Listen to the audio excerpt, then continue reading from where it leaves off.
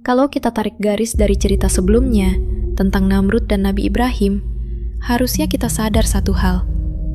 Masalah manusia itu jarang benar-benar selesai. Ia cuma ganti wajah. Setelah Namrud, sejarah nggak berhenti. Manusia masih terus membangun peradaban. Teknologi berkembang, kota makin besar, sistem makin rapi. Tapi bersamaan dengan itu, kesombongan juga ikut naik level. Di zaman Mesir kuno, muncul satu kekuasaan yang luar biasa besar. Bukan cuma kuat secara militer, bukan cuma kaya, tapi juga pintar membentuk sistem. Fir'aun bukan sekedar raja, dia adalah simbol kekuasaan absolut. Rakyatnya bukan cuma taat, tapi takut. Takut kehilangan hidup, takut kehilangan makan, takut kehilangan identitas. Karena semuanya diatur oleh sistem yang satu arah.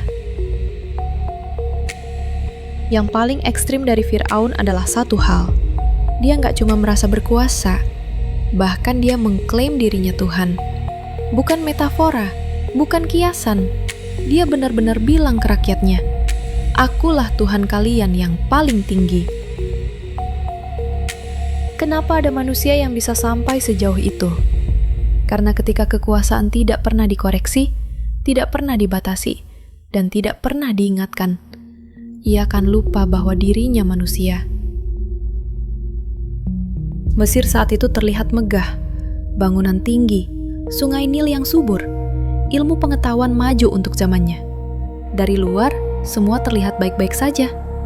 Tapi di balik kemegahan itu, ada satu harga mahal yang dibayar, yaitu perbudakan.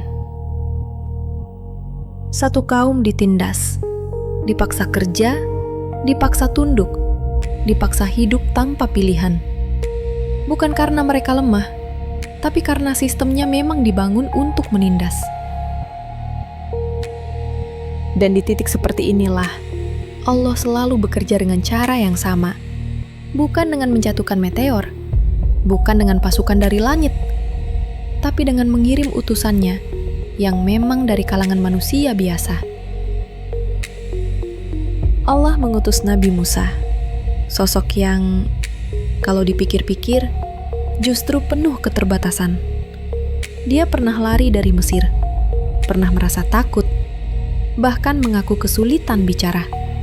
Bukan tipe pemimpin sempurna versi manusia. Tapi justru di situ pesannya, bahwa perubahan besar tidak selalu dimulai oleh orang yang terlihat paling kuat.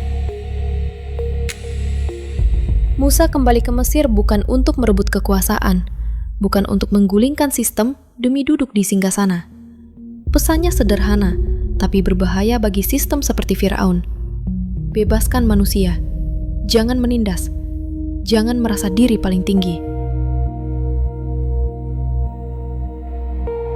Dan inilah yang menarik, Fir'aun tidak takut pada senjata, tidak takut pada pasukan. Yang dia takuti adalah kesadaran.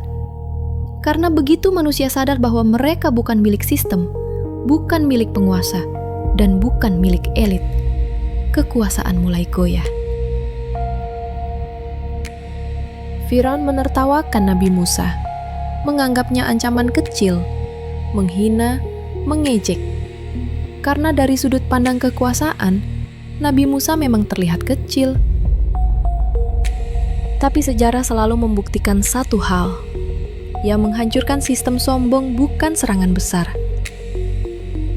melainkan penolakan untuk tunduk. Firaun terus mengeraskan hati. Setiap peringatan dianggap remeh, setiap tanda dianggap kebetulan.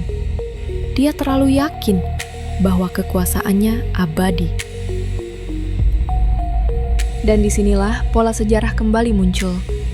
Setiap penguasa yang merasa dirinya Tuhan selalu jatuh dengan cara yang sama, oleh kesombongannya sendiri. Saat Fir'aun mengejar Nabi Musa dan kaumnya, dia masih yakin satu hal, bahwa semuanya tetap di bawah kendalinya.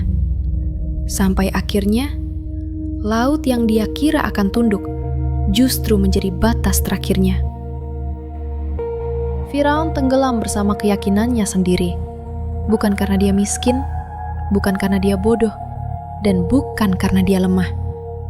Tapi karena lupa bahwa kekuasaan hanyalah titipan. Dan kalau cerita ini terdengar jauh, coba kita jujur sebentar. Berapa banyak sistem hari ini yang juga berdiri di atas ketakutan? Berapa banyak orang yang hidup bukan karena bebas, tapi karena takut kehilangan. Takut miskin, takut dikucilkan, takut berbeda. Sejarah tidak selalu mengulang dalam bentuk yang sama, tapi polanya akan selalu mirip. Setelah zaman Nabi Musa dan Firaun, ujian manusia tidak berhenti. Ia berubah bentuk, lebih halus dan lebih psikologis.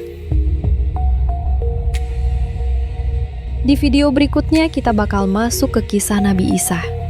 Bukan tentang kekuasaan yang memaksa, tapi tentang kebenaran yang mulai ditolak karena terasa mengganggu kenyamanan. Kalau perasaan ini juga pernah lo rasain, mungkin kita emang lagi ngelewatin hal yang sama. Kita lanjut di video berikutnya.